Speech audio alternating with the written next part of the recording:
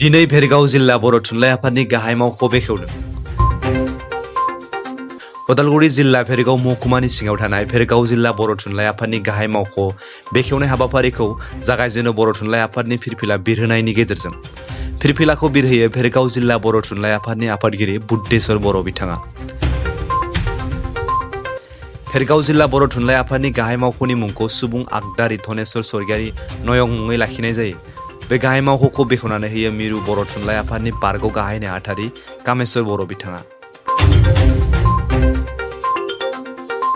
दिनै भेरगाव जिल्ला बर' थुनलाइ आफादनि मावख'नि बेखेवनाय जायो आरो बे मावख'निखौ जोङो सुबुं आगदारि धनेश्वर स्वर्गियारि बिथांनि नयं महरै जोङो नुनो मोनदों। जाय बिथांमोना गेदेमा बिथांमोना दिनै बे गोथार हाबाफारियाव भेरगाव जिल्ला बर' थुनलाइ आफादखौ बे गोथार हाबाफारि एबा नयं बेखेवनाय हाबाफारियाव मदद होफैबाय। बेनि थाखाय आं गासैनिसिमबो साबायखर थाबाय। जोङो दिनै थारैनो गोजोननाय मोन्दों।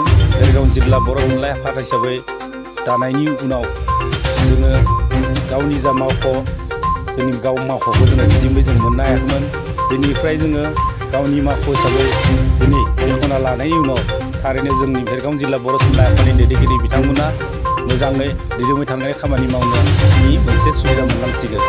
दा बेवहाय जोङो निस्सय मोनसे जा मिजिं आरो सानस्रि जोङो थुनलाइ बिथिङाव माखासे खामानि मावनांगौ दङ जोङो इथिदोल मोननायनि उनाव जा बिदि थुनलाइनि फारसे जों थुनलाइ आफाद हिसाबै मावनांगौ खामानि दङ दा बेखौ जोङो मावनायनि जोङो थांखि लादों।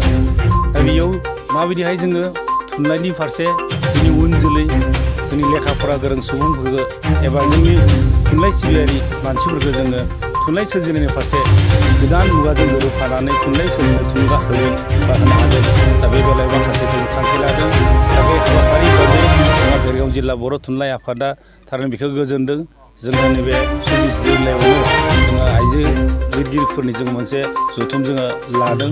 दा बेवहाय माखासे खन्थाइ लिरगिरि बिथांमोनखौ हांख्रायदों बेवहाय आरो माखासे जोङो इन्टेलेक्सुयेल एबा थुनलाइ सिबियारि बिथांमोनखौबो जोङो बे हाबाफारियाव जों लिंगोन आरो जोंखौ निस्सय थुलुंगा होगोन जोङो मिजिंथिदों।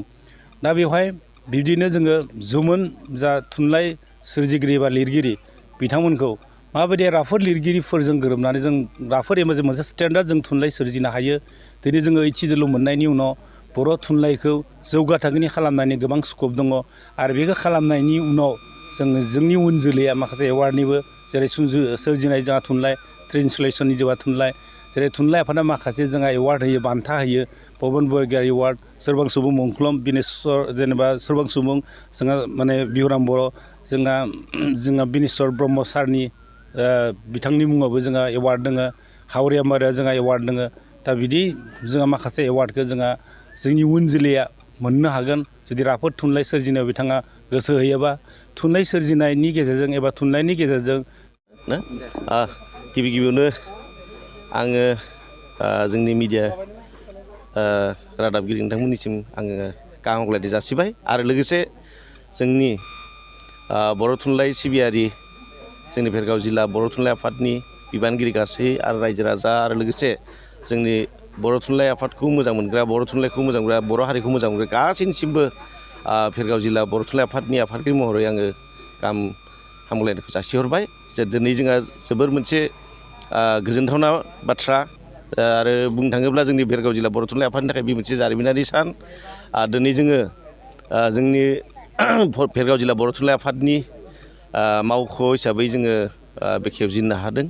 जे बे न'आ जोंहा सरकारि न'मोन आरो बेखौ गिबियाव गुबुना बाहायदोंमोन आरो बिथांमोनजों सावरायनायनि गेजेरजों जों भेरगाव जिल्ला बर' थुनलाइ आफादनि अरायथा जों न' बानायनो हानाय समहालागै जों बेखौ बाहायथ'नो होननानै जोङो बिनानै बा सावरायलायनायनि गेजेरजों जोङो लाथ'नाय जादों आरो बेखौ जोङो जोंनि भेरगाव जिल्ला बर' थुनलाइ आफादनि जा नयं बा मावख' बे मावख'नि नयंनि मुंखौ जोङो सुबुं आगदारि धनेश्वर स्वर्गियारिनि मुङै जों दोननाय जादों।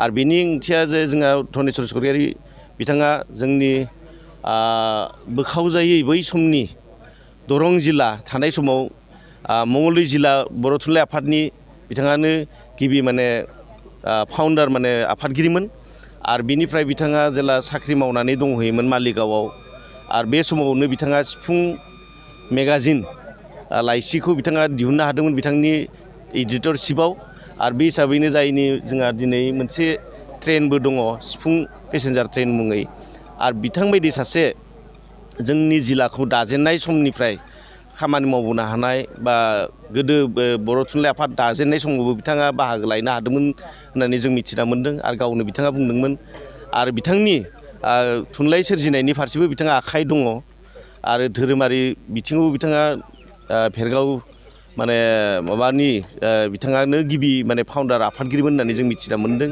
दा बिब्दियै सासे समाजारि खामानि मावनायनि थाखायनो गोबां खेब साख्रि गारनानै बिथाङा बर' थुनलाइ आफादनि बर' हारिनि खामानि मावलांनाय आरो बे सुबुंखौ जोङो एसे अराय गोजोर बा गोसोखांना लाखिनो हानाय बायदियै जोङो जायनि बिथाङा आरो मोनसे मुख'थावना बाथ्राया जाबाय मा गावनि जोमैनि हरै खन्थाइ बिजाबनि थाखाय बिथाङा मायथाइखौ आं बावना थाबाय बिथाङा माने मंगलचन्दि मंगलचन्दि ब्रह्म बान्थाबो बिथाङा मोनखांबाय उदालगुरि जिल्ला बर' थुनलाइ आफादनिफ्राय आरो बिब्दिहाय बिथाङा रुंसारि जालांबाय हारिनि खामानि